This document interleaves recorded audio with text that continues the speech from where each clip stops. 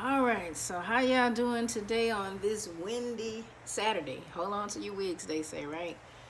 All right, so I am here to do a recap of Women of the Movement, Season 1, Episode 3 and 4.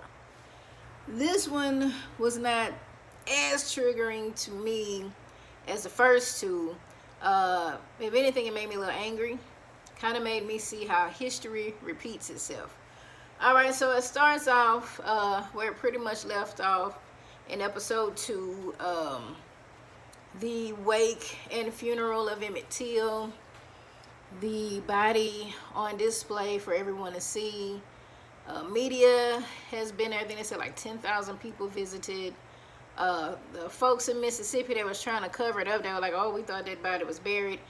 And so now they have to do some spinning. They have to put some fake news out to try to say, well, that ain't him. That wasn't even a black body found. I'm like, yeah, what? Come on, man, come on. So they up there, Mamie's talking with the funeral director. He's even trying to convince her again, like, sending people home, close it. It's a lot for people to see. And she like, yo, if we keep covering stuff up, people won't see what's really going on out there, and how can we bring change? Okay, so everybody sees it. Media's out there. I like the way it showed like households, different households of people watching this on the news. Of course, there were some black households that were, that felt it.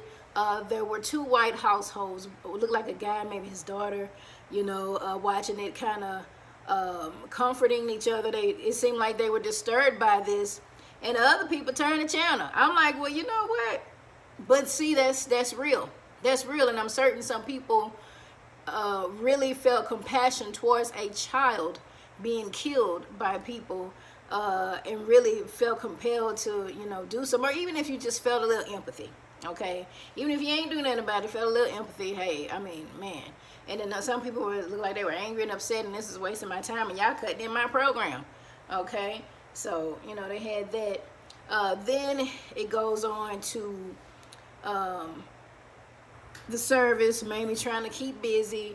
She's saying if I move around more, I won't have time to think about everything. And of course, she thinks about her son Emmett, kind of seeing his spirit, or glimpses of things kind of remind her of him, the song on the radio, just different things, and the NAACP approached her. They're like, hey, you were great telling your story about your son. We could really use you to talk more to help the movement, to help bring about change. Voting laws and all these different things were coming up. A lot of different things were coming up during this time. People, black people were fighting for equality, to be able to vote, just for civil rights, period. So her mother was like, nah, she ain't doing that. Nah, we ain't doing that. Y'all got her to speak for this other stuff. She not talking no more. And, Mamie was kind of like, I don't know. And her I don't know if it was her husband, her boyfriend, was supportive. He was like, whatever you want to do, I got you. You'll be protected. Ain't nobody gonna mess with you. We're gonna make certain nothing happens, because, they told her mom, like, this is not just for her son. This is for everybody's son. This is for everybody. So there could be justice. People can't just go around killing folk and nothing happen. And everybody knows who did it, and everybody can see it for themselves, and nothing happened. So Mamie was like, I don't know what I'm gonna do. There was a quote. There was a really good quote, and she told her mom, where would I be if you raised me to fight? And that was profound, because for one, black people in general were taught to be subservient. After the slave owners, slave masters, would beat any pride, any fight you had out of you. During Jim Crow time, you couldn't look white people in the eye. You had to really be subservient. Even the Bible was like, obey your master and stuff like that. All of that was taught. You have to be subservient. You have to be weak. You have to cower down. And especially for women. Women were not allowed to say and do anything. The man spoke. Women were just there for support. So this was pretty profound, because she was like, if you would have taught me to fight, might be something different going on. But hey, eventually the mom was like, I don't want to lose you, but go on, do what you got to do. She gave her blessing. So they go back and forth to Mississippi, showing the media people. I guess they GoFundMe for that time. You had like you had like a bucket for them to raise money for the defense of the boys. Now y'all know these people killed that boy. I don't even know why they clowning. They raising money to try to help them out, and they the ones that killed them. I digress. So then you have them trying to pick the grand jury to decide who's going to testify and say what. Of course, you know, you have a lot of intimidation, people calling folks, trying to scare them, don't want them to come down there. They want Mamie to come. They was threatening her life and talking about they're going to blow up her house. Child. But they did stuff like that. They really did that, you know, and that's awful. Okay, so they get down there, they find out, okay, these people did it. Grand jury says yes, enough evidence. Then they trying to say we don't even know if that was him.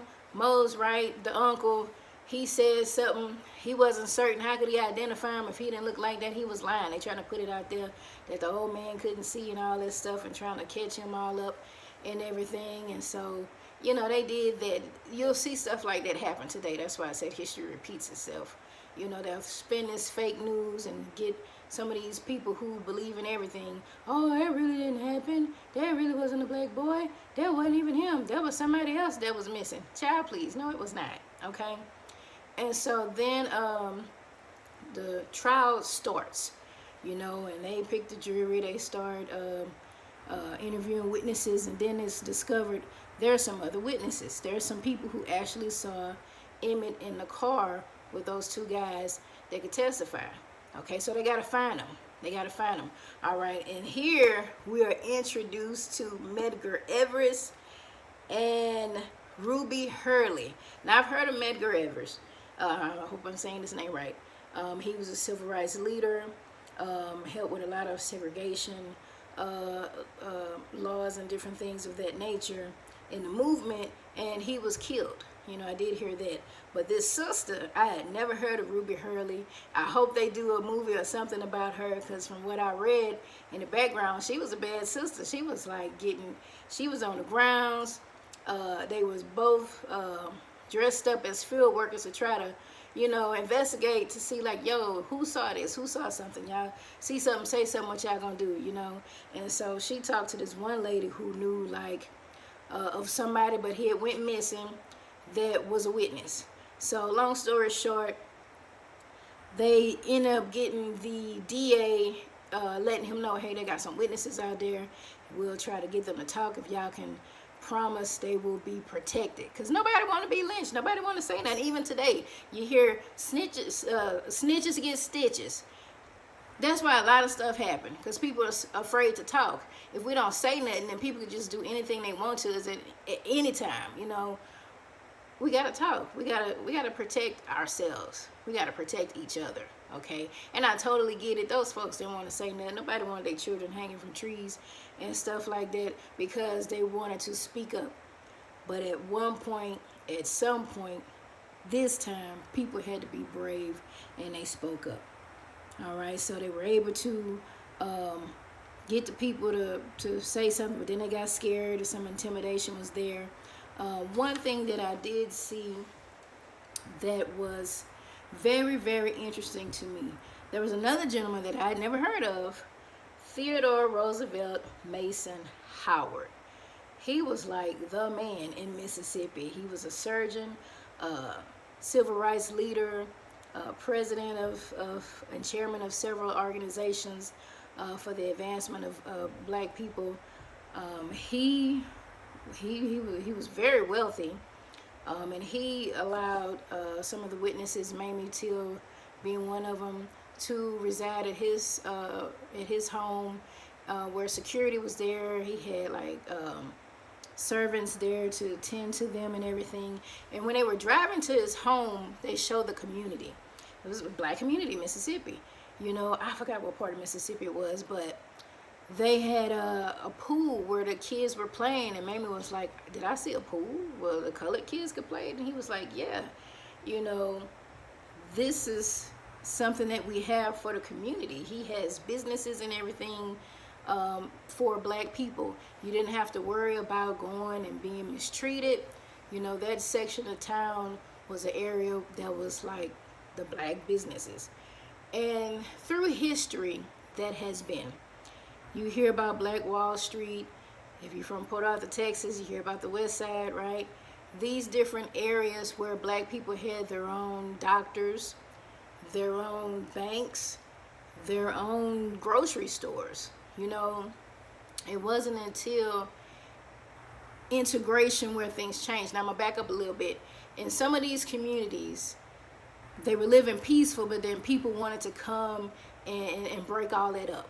You know, we heard about Black Wall Street. CNN did a great special about that last year. I hope it re-airs this weekend, being Martin Luther King weekend, to talk about civil rights and some things. Now, that had nothing to do with Martin Luther King, but just the idea of our history, learning our history from where we've come from where we are now, and where are we going?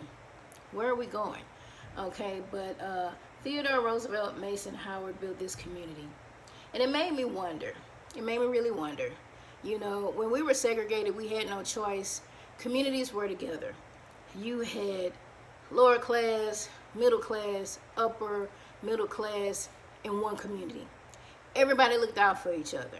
You know, it reminds me of the story of my mother. My mother's father left them, moved away in California. And my mother was raised by a single mother. My great-grandmother was there, and her siblings. She didn't have a lot. She didn't have a lot.